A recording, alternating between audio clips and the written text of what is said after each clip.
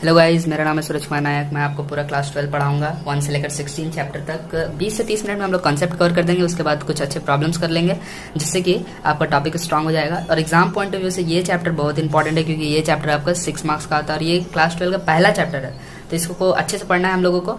Generally क्या होता है, बच्चे इस चैप्टर से डर जाते हैं और जनरली क्या होता है, बड़े बड़े स्कूल में ना इस चैप्टर को पहले ही पढ़ा दिया जाता है, लेकिन बहुत सारे स्कूल में नहीं पढ़ाया जाता है। लेकिन ये है तो क्लास 12 का ही टॉपिक, तो हम लोग स्टार्ट करते हैं क्लास 12 में। ये वैसे क्लास 11 का आर.डी. शर्मा में भी दिया हुआ है, तो चलिए हम लोग स्टार्ट करते हैं।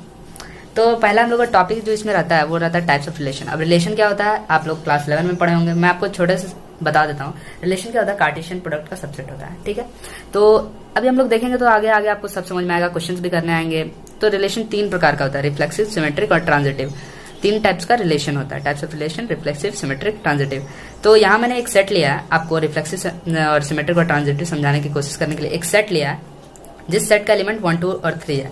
इस सेट का मैंने कार्टेशियन प्रोडक्ट निकाला है, तो ये आपका कार्टेशियन प्रोडक्ट होगा। एक क्रॉस एक कीजिएगा तो आप ये वैल्यू पाइएगा, ये आप सेट पाइएगा, ठीक है। इसमें 9 ऑर्डर्ड पेयर है क्योंकि 3 एलिमेंट है एक है बस, तो 9 ऑर्डर्ड पेयर। तो इसमें एक रिलेशन मैंने डिफाइन किया है एक्स और वाई के बीच में, ये होता है एक्स और ये होता है वाई। तो एक्स और वाई के बीच में कि एक्स प्लस वाई 2 हो, तो ऐसा आपको बताइए, ऐसा कोई ऑर्डर पेयर आपको दिख रहा है जहाँ एक्स प्लस वाई 2 हो, तो पहला ऑर्डर पेयर 1 + 1 2 हो जाएगा। तो ये x होता है, ये y होता है, तो 1 + 1 2 हो गया। तो हम लोगों को क्या मिला रिलेशन में 1, 1। अब रिफ्लेक्सिव क्या बोलता है कि अगर if in any relation a, belongs to r and for all a belongs to a। इसका मतलब समझिए कि अगर कोई भी एक रिलेशन में a, बिलोंग करता है और वो a सेट को बिलोंग करता है, तो ये रिफ्लेक्सिव रिलेशन होगा। देखिए यहाँ पर 1, यानी a, r को बिलोंग कर रहा है और 1, a को a सेट को बिलोंग कर रहा है, यानी ये रिफ्लेक्सिव रिलेशन होगा। क्या आपको मेरी बात समझ में आ रही है? कभी भी एक ही चीज जैसे 1, या 2, या 3, या 4, कोई भी एक ही चीज, पाई, कोई नाम भी हो सकता है, सूरज, सूरज, तो वो अगर r को रिलेशन को भी डिफाइन कर रही है, ये आपका कंडीशन को भी सेटिस्फाई कर रही है, और वो 1, या देखिए यहाँ वो 1 अगर a में भी है, सेट a में भी है, तो वो आपका रिफ्लेक्सिव रिलेशन होगा। अब ये आपके एनसीईआरटी बुक में भी दिया हुआ है, डेफिनेशन 3 में, आप चेक कर लीजिए। उसके बाद हम लोग सेकंड पढ़ते हैं सिमेट्रिक। सिमेट्रिक क्या बोलता है, सिमेट्रिक का भी फंडा साफ है। सिमेट्रिक में आते हैं हम लोग, तो देखिए सिमेट्रिक रिलेशन क्या होता है कि अगर सपोज कीजिए आपका a1, a2 अगर कोई रिलेशन को बिलोंग करता है, इसका मैं आपको एग्जांपल भी दूंगा, तो आप लेकिन इस बात को ध्यान से सुनिए। और a2, a1 भी आपका बिलोंग करता है किसी रिलेशन को, वही सेम रिलेशन को, और a1 और a2 दोनों ही बिलोंग करता है आपका a को, तो ये सिमेट्रिक रिलेशन है। फॉर एग्जाम्पल को ध्यान से देखिएगा। अगर 1, 2 r को बिलोंग कर रहा है और 2, 1 भी r को बिलोंग कर रहा है और 1 और 2 a सेट को बिलोंग कर रहा है, तो ये आपका सिमेट्रिक रिलेशन हो गया। सिमेट्रिक स्पेलिंग बड़ा ये है यार, इसका सिमेट्रिक रिलेशन हो गया, बस इतना सा था सिमेट्रिक। अब हम लोग आ जाते हैं ट्रांजिटिव में। ट्रांजिटिव रिलेशन को समझने के लिए आप लोग दिमाग खोल लीजिए, क्योंकि ट्रांजिटिव रिलेशन थोड़ा सा कॉम्प्लेक्स है, ज़्यादा नहीं, एकदम थोड़ा सा।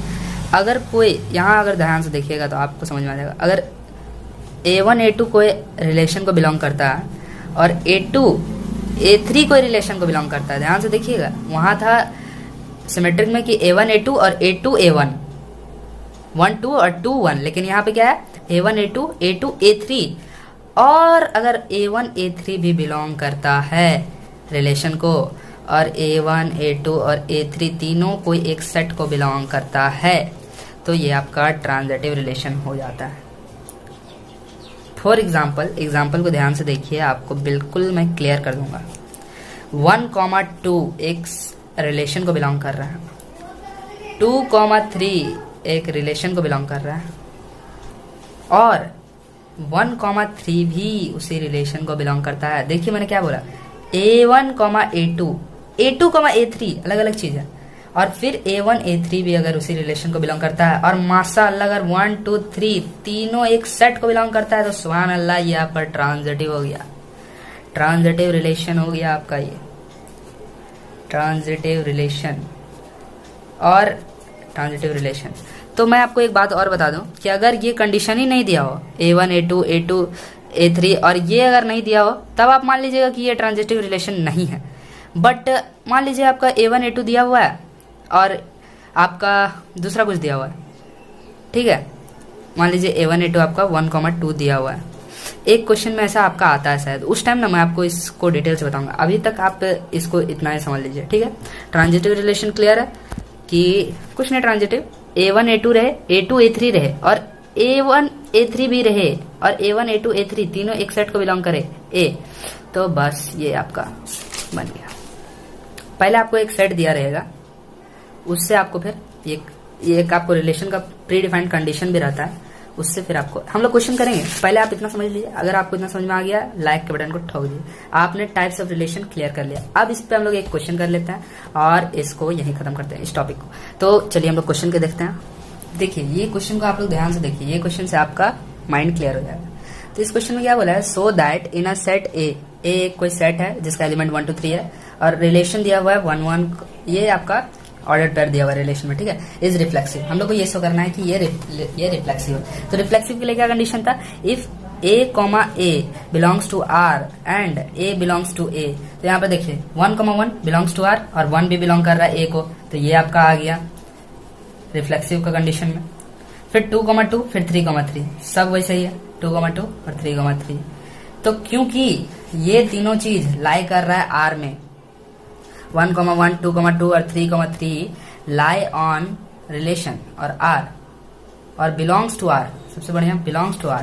अगर आप इसको साइड में लिखिएगा ऐसे 1,1 2,2 और 3,3 belongs to R, therefore it is a, and also 1 2 and 3 belongs to A, therefore it is a reflexive relation. अगर आप इतना लिख के आ गए तो आपका 1 मार्क्स भी नहीं कटने वाला है और आपको फुल में फुल मिलेगा। हालांकि इतना इजी क्वेश्चंस आएगा नहीं, बस ये आपका एक डेमो था। तो और एक क्वेश्चन करते हैं, फिर हम लोग फंक्शंस में चलते हैं, ठीक है। टाइप्स ऑफ फंक्शन पढ़ेंगे। आप लोग पूरा एक्सरसाइज बनाइएगा। मैं आपको अभी कॉन्सेप्ट पढ़ा दे रहा हूँ, सारे चैप्टर का पहले कॉन्सेप्ट पढ़ा दूंगा, फिर मैं आपको एक्सरसाइज भी बना के दिखा दूंगा कि नहीं, एक्सरसाइज भी साथ साथ में पढ़ा दूंगा, कोई टेंशन वाली बात नहीं। तो और एक क्वेश्चन करते हैं आराम से, बिंदास। तो एक क्वेश्चन एग्जाम्पल 5 है, मैं उसे लिख लेता हूँ। तो ये क्वेश्चन मैंने आपके एक्सरसाइज 1.1 का पहला क्वेश्चन लिया है। उसमें एक सेट दिया हुआ है जिसका एलिमेंट 1 2 3 14 तक गया है और एक रिलेशन दिया हुआ है x और y में कि 3x - y = 0 है। और इसमें आपसे पूछा है कि ये जो रिलेशन है आपका वो रिफ्लेक्सिव है, सिमेट्रिक है या ट्रांजिटिव है, ये आप मुझे बताइए। तो चलिए इसको कैसे करते हैं देखते हैं। तो हमें x और y एक ऐसा पेयर चाहिए जो इस कंडीशन को फुलफिल करे। और याद रखिएगा इसी टाइप का क्वेश्चन आपके एग्जाम में आता है। तो कैसा हम देखते हैं, सोचते हैं तो कैसे हमें ये मिलेगा। इतना तो ऑर्डर पे हम लोग बनाएंगे नहीं, बनाएंगे क्या बताइए, बहुत हम लोग के पास टाइम रहता नहीं है। तो हम लोग सोचे तो यहाँ हमें एक वैल्यू मिलता है। अगर हमारा x 1 रहे और y 3 रहे तो ये कंडीशन फुलफिल हो जाए।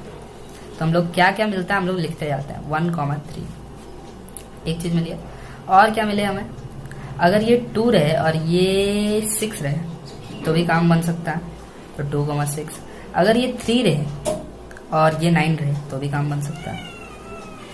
अगर ये 4 रहे और ये 12 रहे तो भी काम बन सकता है। और अगर ये 5 रहे और ये 15 रहे, जबकि 15 नहीं है सेट में, तो ये नहीं हो सकता। बस हमारे पास इतने ही कंडीशन है। और कुछ हो सकता है क्या, नहीं, और कुछ नहीं हो सकता है। तो इसको हम लोग करली ब्रेसेस में बंद कर सकते हैं। तो अब मुझे आप बताइए कि ये इसमें से कोई भी आपको रिफ्लेक्सिव दिख रहा है, कोई भी एक जैसा दिख रहा है, 1,1 या 1 2,2 या 3,3? नहीं। तो यही क्वेश्चन से पता चल गया कि यहाँ कोई रिफ्लेक्सिव नहीं है, उतना चेक करने की जरूरत नहीं। आपको इसमें कोई ट्रांजिटिव सिमेट्रिक दिख रहा है 1,2 2,1 इस टाइप का? नहीं दिख रहा है। या फिर आपको कोई इसमें ट्रांजिटिव दिख रहा है कि 1,2 2,3 और 3,1 भी अवेलेबल हो, तो वैसा भी नहीं दिख रहा है। तो ये ना ही नीदर ये आपका होगा, क्या बोलते हैं उसको, रिफ्लेक्सिव, नॉर सिमेट्रिक और नॉर ट्रांजिटिव, ये आपका तीनों में कुछ भी नहीं होगा। तो इस टाइप का आपका क्वेश्चन बनता है और इस टाइप से ही आपको आगे एक्सरसाइज में क्वेश्चंस बनाने होंगे। तो मेरे ख्याल से मैंने आपका कंसेप्ट क्लियर कर दिया, रिफ्लेक्सिव, ट्रांजिटिव और सिमेट्रिक को लेकर, और हमने 2 क्वेश्चंस भी डिस्कस कर लिए।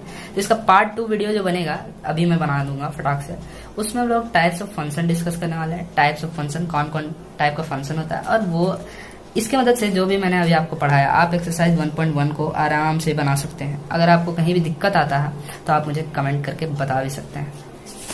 अगर आपको कोई कंसेप्ट समझने में प्रॉब्लम हो रही है तो भी आप मुझे कमेंट करके बता सकते हैं।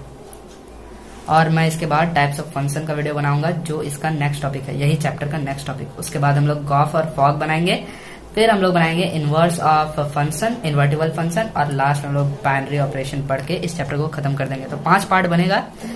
सारे पार्ट देखने के लिए स्टे ट्यून्ड। Bye bye.